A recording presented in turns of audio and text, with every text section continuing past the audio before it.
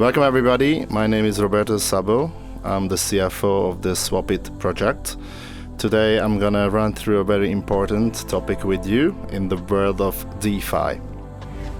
Let's talk about the liquidity pool today. We're gonna run through why liquidity pool is important for our project, and then we're gonna talk about what liquidity pool is, and I'm gonna run through a couple of examples for you so you will have a better understanding why liquidity pool is important.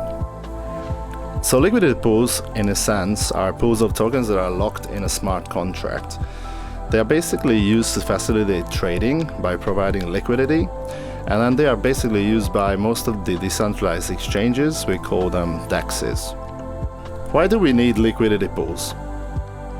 If you're familiar with any standard crypto exchanges like Coinbase and Binance, you may have seen that they are all based on the order book model. So similarly to major stock exchanges like New York Stock Exchange or Nasdaq. So let's talk about the order book model a little bit more.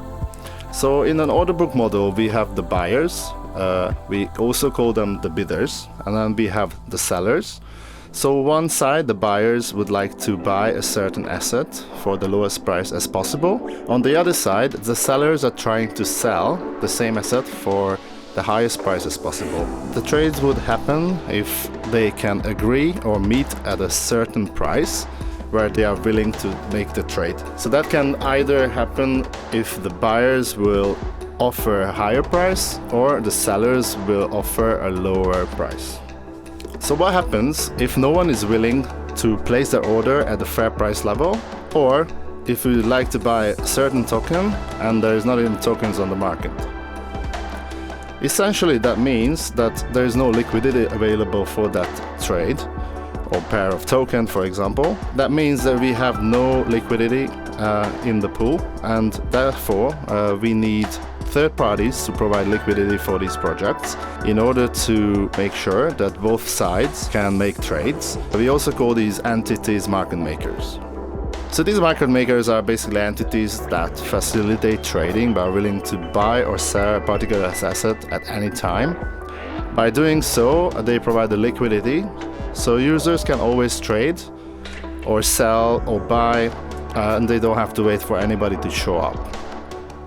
So now we all understand why liquidity pools are needed in decentralized finance, so let's see how they actually work.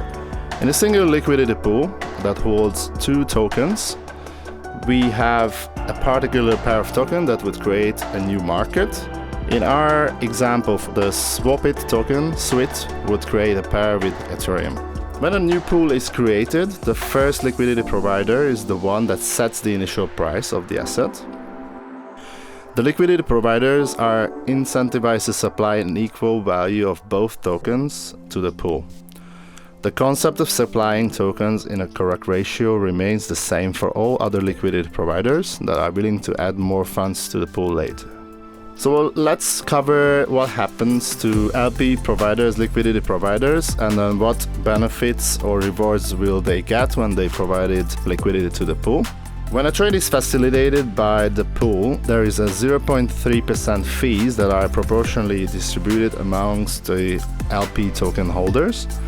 So that means the more you contribute to the liquidity pool, the more fees or rewards you would get back. If the liquidity pool provider wants to get their underlying liquidity back plus any accrued fees, they must remove both tokens they supply to the pool. Then in effect, they burn their LP tokens. Each token swap that the liquidity pool facilitates results in a price adjustment according to a deterministic pricing algorithm.